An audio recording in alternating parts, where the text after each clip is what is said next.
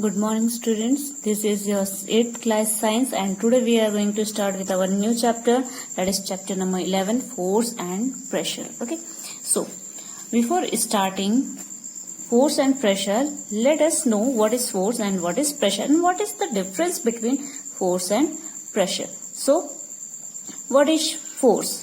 Force, a push or pull is a force. ठीक है, किसी भी चीज को धक्का देना, ठीक है, या तो खींचना, वो क्या कहलाता है? फोर्स. ठीक, फोर्स से क्या क्या हो सकता है? बहुत कुछ हो सकता है. डायरेक्शन चेंज हो सकती है, ठीक है, स्पीड इंक्रीज हो सकता है, स्पीड कम हो सकता है, ठीक है. सो ये सब क्या हो सकता है? स्पीड फोर्स के कारण बहुत सारी चीजें हो सकती है. ठीक है. तो pressure, what is pressure? Difference between force and pressure. Okay, so let us see the difference. Okay, this is a eraser. Clear? Eraser. अब हम अगर इसको फोर्स देंगे तो ये आगे बढ़ेगा. एक फोर्स लग रहा है इसमें, ठीक है. सो फोर्स इसके लिए ज्यादा है, ठीक है. ये ऑब्जेक्ट छोटा सा है, फोर्स ज्यादा है, इसलिए बहुत जल्दी मूव कर रहा है. क्लियर है? Now what is pressure? Pressure जो है वो पर यूनिट एरिया में, ये क्या है? Per unit area. पेंसिल की एरिया कितनी? इतनी, और इतने में जो फोर्स क्या होगा जो अप्लाई कर रहे हैं, दैट इज प्रेशर. ठीक है. तो हमने यहाँ प्रेशर किया तो इससे क्या होगा? ये इरेजर में क्या करेगा? एक होल बना देगा. जैसे कि सेम नेल जो वॉल पर हम लगाते हैं, ठीक है, जो भी कील गाड़ते हैं, तो वो कैसे होता है? उसके ऊपर भी अगर हम इसको उल्टा करके करेंगे तो क्या इसमें होल बनेगा? कुछ होगा? कुछ नहीं होगा. ठीक है. So this is force applied per unit area. जो इतनी सी एरिया में जो फोर्स अप्लाई हो रहा है उसे कहते हैं प्रेशर. क्लियर है? फोर्स ही अप्लाई हो रहा है, पर जितनी एरिया में, पर यूनिट कितनी एरिया में अप्लाई हो रहा है, that is known as pressure. Clear है? सो ये भी बहुत इंपॉर्टेंट है.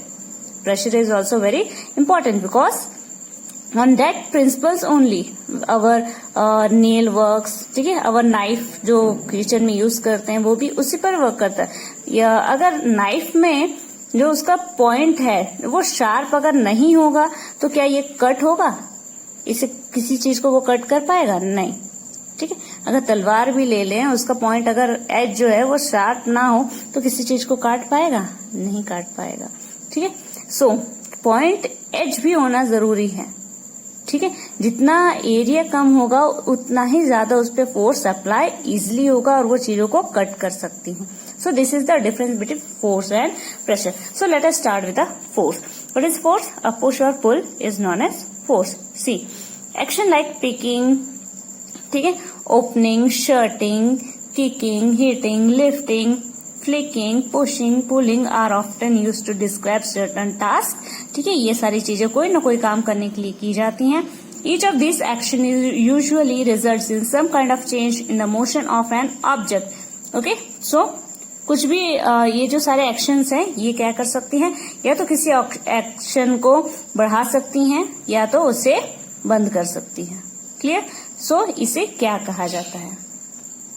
सो in science, a push or pull on an object is called as force. So this is known as force. Here a table is given identifying action as a push or pull. तो यहाँ बहुत सारे actions दिए गए हैं और इसे यहाँ पर बताना है कि whether it is a push or pull or lifting. Okay. So this is a table to identify these actions. Okay. Now, forces are due to an interaction. ठीक है. तो फोर्सेस कब लगता है? जबकि किसी चीज के बीच में इंटरएक्शन होता है. For example you can see first, a man standing behind a stationary car. Car के पीछे वो खड़ा है. ठीक है. स्टेशनरी है. He is not doing anything. There is no contact between a car and a man. Okay. In the next step you can see be a car being pushed by a man. So when does this move? When a man is applying force on it. Okay. Without force, this car is not moving. There is some problem in the engine. Okay. So whenever there is some problem in the engine, okay, some people used to push it. Clear? So when there is a contact between these two, or we can say interaction between these two, okay, so there is a change. Clear? Here you can see. What are they doing? they are pulling each other or pushing each other. Okay, they are applying force, and when there is a force applied, when there is an interaction between them. Here the next example, who is pulling whom? कौन किसको खींच रहा है? ठीक है, both are pulling each other, दोनों ही एक दूसरे को खींच रहे हैं. ठीक है, और कब ये जो फोर्स अप्लाई कब हो रहा है? When they interact with each other. Here you can see who is pulling home, there is interaction. Clear? From this example we can infer that at least two object must interact for a force to come into play. ठीक है, तो इन सारे example से हमने देखा कि force कब लगता है? जब कोई दो ऑब्जेक्ट इंटरैक्ट करते हैं. Okay, thus an interaction of one object with another object results in a force between the two objects.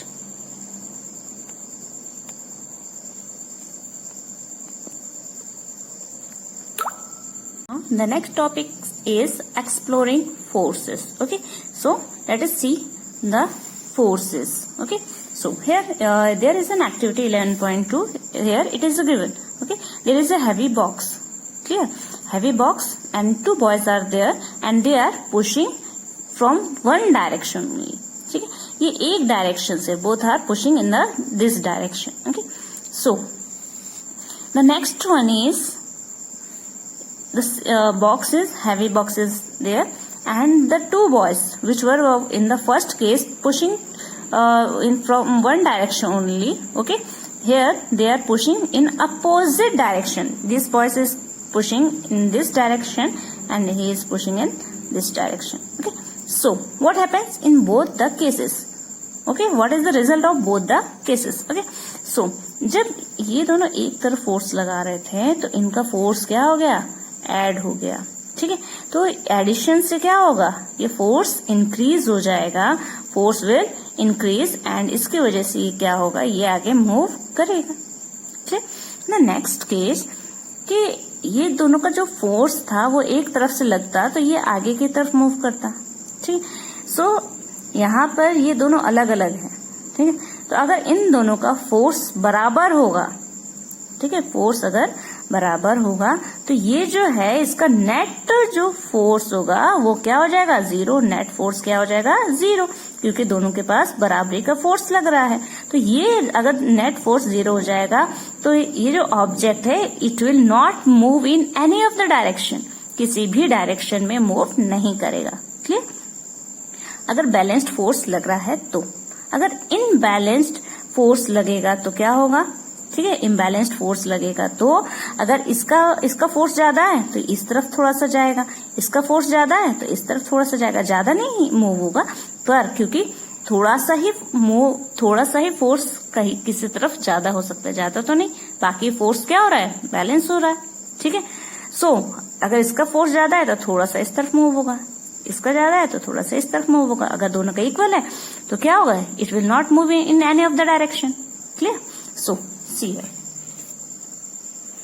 In tug of war. ठीक है, स्कूल में भी टग ऑफ वार देखा है. ठीक है, तो जिस तरफ का फोर्स ज्यादा होता है रोप उसी तरफ जाती है. Clear?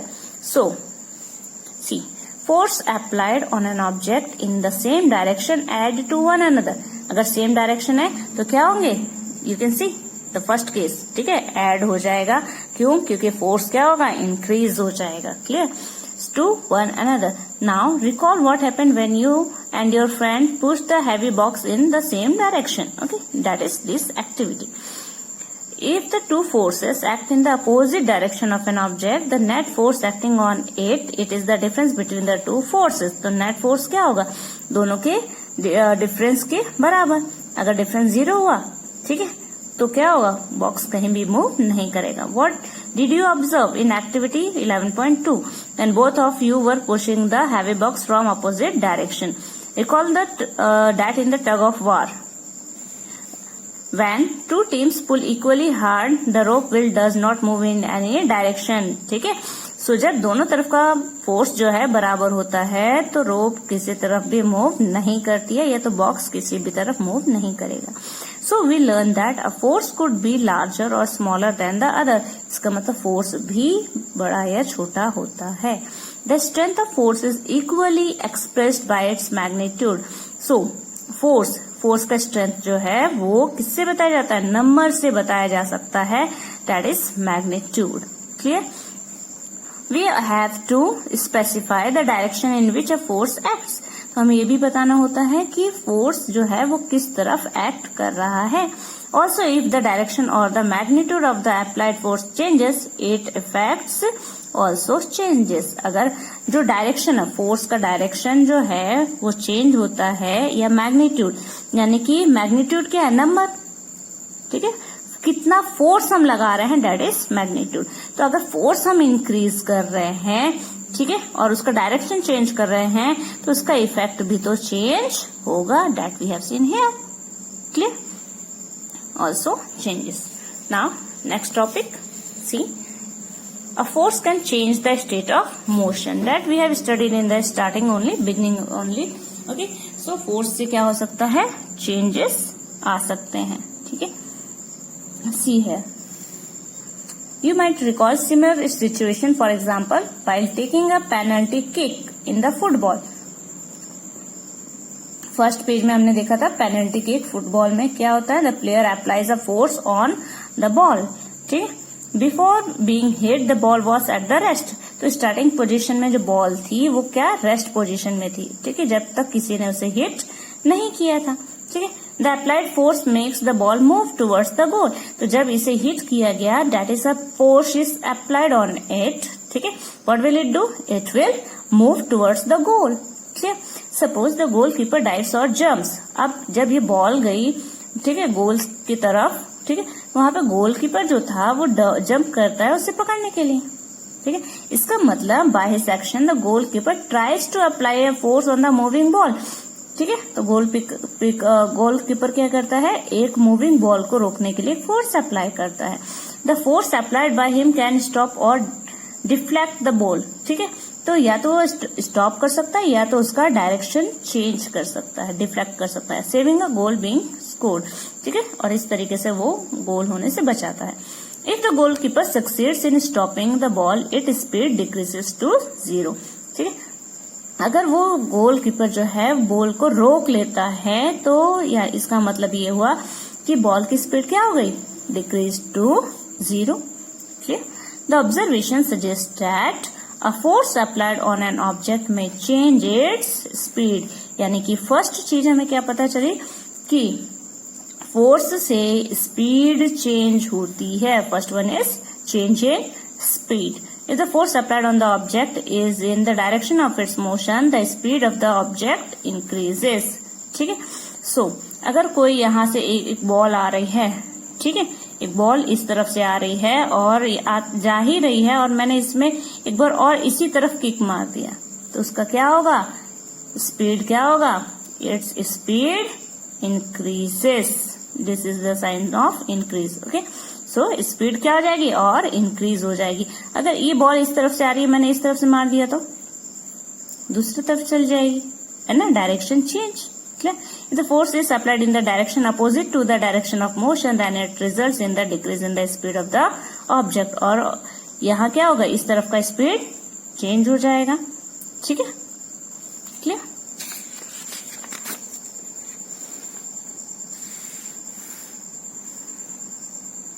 So there is an activity 11.4. Okay, it is about a ball set in a motion by pushing it। ठीक है, बॉल को क्या किया है, पुश करके उसे मोशन में लाया है, यानी कि there is a change in motion, speed change हुआ। Second thing is change in motion. Clear. So you can see a ball is set in motion by pushing it along a level surface and the direction of motion of the ball after it strike the ruler placed in the path। Clear है। तो यहाँ पे second बात उन्होंने क्या कही है कि there is a change in motion. कोई भी जो रुकी हुई चीज है उन्हें फोर्स के वजह से क्या कर सकते हैं, they can be set into motion, motion में ला सकते हैं, और मोशन से स्टॉप भी कर सकते हैं। So here you can C, let us consider some more example. In a game of volleyball, player often push the moving ball to their teammates to make a winning move। Okay, sometimes the ball is returned to the other side of the court by pushing or smashing it In the cricket, a batsman plays his on or her shot by applying a force on the ball with the bat. Is there any change in the direction of motion of the ball in these cases? In all these examples, the speed and the direction of moving ball change due to the application of a force. तो finally हमें क्या पता चला कि force से क्या क्या हो सकता है. There is a change in direction of moving ball, यानी मोशन में चेंज हुआ, and change in the application of a force, speed में चेंज हुआ. ठीक है. A change in either the speed or object or its direction of motion or both is described as change in its speed of state of motion. तो इसे क्या कहा जाता है? Change in its state of motion. दस a force में bring a change in the state of motion of an object. ठीक है. तो फोर्स क्या कर सकता है? स्टेट ऑफ मोशन को चेंज कर सकता है. Now the next topic is force can change the shape of the object. ठीक. So here are some example that you can see. Description of situation, how to apply force, and diagram here, and action of the force. First one is a lump of dough on the plate. Plate में अगर lump of Dove, ठीक है, आटा लेकर अगर हम उसे force apply करते हैं तो क्या होता है? There is a change of shape. Clear. सीट है, कोई भी सीट हो सकती है. ठीक. तो जब हम उसमें बैठते हैं तो क्या होती है? स्पंज है, क्या होगा? There is a change in shape. Now rubber band suspended, here there is a nail and from that there is a rubber band suspended, खींचा गया है रबर बैंड को. ठीक है. तो क्या हो गया? रबर बैंड की साइज जो है वो क्या हो गई? इंक्रीज हो गई, change in shape. Next one is plastic और metal scale placed between two bricks. ठीक है. सो क्या लिया है हमने? प्लास्टिक और मेटल स्केल लिया है जो कि दो ब्रिक्स के बीच में रखा है. ठीक है. बीच में वेट रख दिया, इसमें वेट उठा के बीच में रख दिया. क्या हो गया? ये जो सीधा था अब कैसा हो गया है? कर्व हो गया है. ठीक है. There is a change of shape. So our topic, as said by the topic, force can change the shape of an object. Clear? So in all these cases, examples, you show that the application of force on an object may change its shape. ठीक है.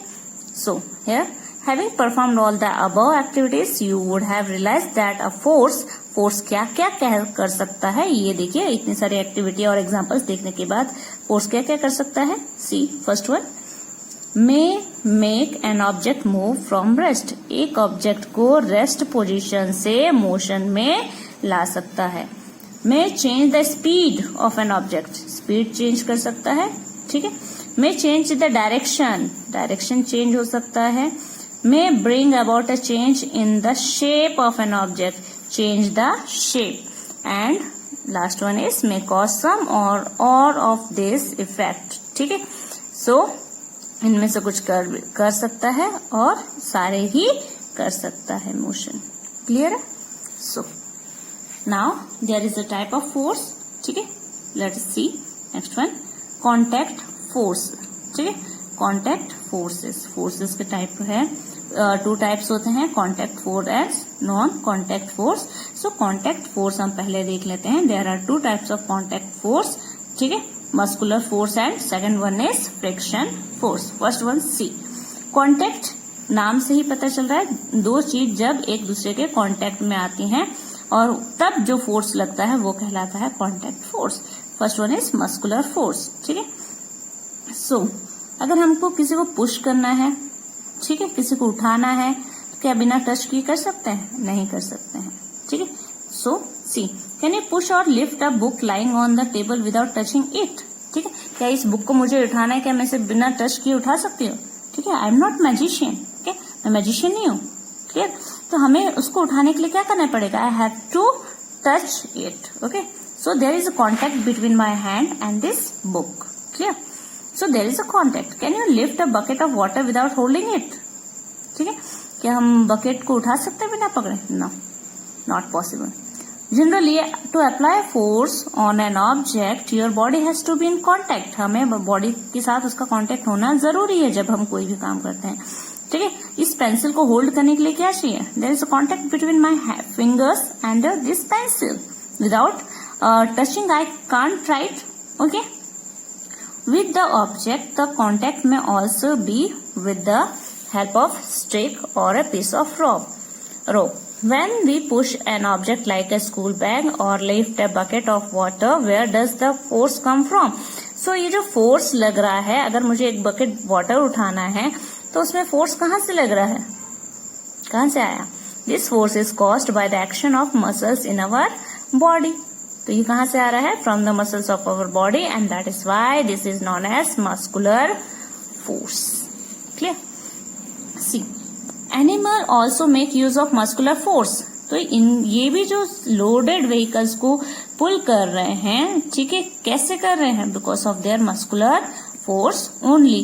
ठीक है, animals like bullocks, horses, donkeys and camels are used to perform various task for us. ठीक है, and they use their muscular force only. Clear? So this was one contact force, because there is a since the muscular force can be applied only when it is in contact with an object, it is known as contact force. ठीक है, muscular force को act करने के लिए क्या चाहिए? There is a contact. There should be contact between the two objects. Okay. Now the next one is friction force. See, friction क्या होता है? फ्रिक्शन घर्षण. ठीक है, जब तक दो चीज आपस में नहीं टकराते हैं, ठीक है, एक साथ कांटेक्ट में नहीं आते हैं, फ्रिक्शन नहीं हो सकता है. फ्रिक्शन आप जो हम चलते हैं, ठीक है, तो चलने के लिए क्या होता है? हमारा पैर और जमीन के बीच में एक कांटेक्ट होता है. क्लियर है? सो उस कांटेक्ट के वजह से वहां पे एक फ्रिक्शन जनरेट होता है. क्लियर? और कांटेक्ट ना हो तो स्मूथ, एकदम स्मूथ सरफेस है, ठीक है, कांटेक्ट पूरा नहीं हो पाया, फ्रिक्शन नहीं आ पाया बीच में, तो क्या होता है? हम फिसल जाते हैं. क्लियर? तो friction is very much necessary, and friction is also type of contact force. See, recall some of your experience. A ball rolling along the ground gradually slows down and finally comes to rest. अगर एक ball यहाँ से चलती चली जा रही, चलती चला, धीरे धीरे क्या होती है? इसकी स्पीड कम होती है और धीरे धीरे वो एक जगह रुक जाती है. ठीक है, क्यों रुक जाती है? Due to friction. ठीक है, there is a friction between the surface. This surface, ठीक है, ये हर वक्त इसको क्या करता है? रोकने की कोशिश करता है. ठीक है, इसकी स्पीड कम करता है, फाइनली वो एक जगह पे जाके क्या होती है? रुक जाती है. ठीक, साइकिल चला रहे हैं, पैडलिंग कर रहे हैं, तब तक चल रही है, उसके अगर पैडलिंग करना छोड़ दिया तो धीरे धीरे स्लो होके स्टॉप हो जाती है. स्कूटर या कोई भी गाड़ी होती है, धीरे धीरे क्या होगी? स्टॉप हो जाएगी. ठीक है, in all this situation no force appears to be acting on the object. तो इन सारी जो एक्टिविटीज है उसमें कहीं भी ऐसा लगा नहीं कि we have applied the force, लेकिन फोर्स तो लगा. Yet their speed gradually decreases. क्योंकि फोर्स नहीं लगा, उसके बाद भी क्या हुआ? फोर्स हमें दिखाई नहीं दिया, फिर भी वहां पर क्या हो रहा है? स्पीड कम हो रहा है. And finally they came to rest after some time. What causes a change in their state of motion. तो उनकी स्टेट ऑफ मोशन अपने आप कैसे चेंज हो रही है? Could some force be acting on them. तो कुछ ना कुछ तो फोर्स होगा. Can you guess the direction in which the force must be acting in each case.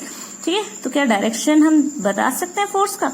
The force responsible for changing the state of motion of the all object in this examples is the force of friction. So there is a force which is known as force of friction. Clear? It is the force of friction between the surface of the ball and the ground. So ground और ball के surface के बीच में कौन सा force लग रहा था यहाँ पर? Friction force. Similarly, friction between water and the boat brings it to a stop once you stop rowing. ठीक है? The force of friction always act on all the moving object and its direction. So जितने भी moving objects हैं और उनके directions पर कौन act करता है हमेशा? There is a force of friction. Since the force of friction arise, अगर मैं लिख पा रही हूँ यहाँ पर, ठीक है, अगर मैं यहाँ पे कुछ भी लिख पा रही हूँ, that is due to friction. अगर friction नहीं होता, I may not be able to write. Okay? It is also an example of an contact force. So अगर मेरी पेंसिल और ये पेपर के बीच में कांटेक्ट नहीं होगा, I may not be able to write. Clear? You will also learn more about this force in chapter 12. Clear? So in the next video we will learn about the non-contact forces. Okay.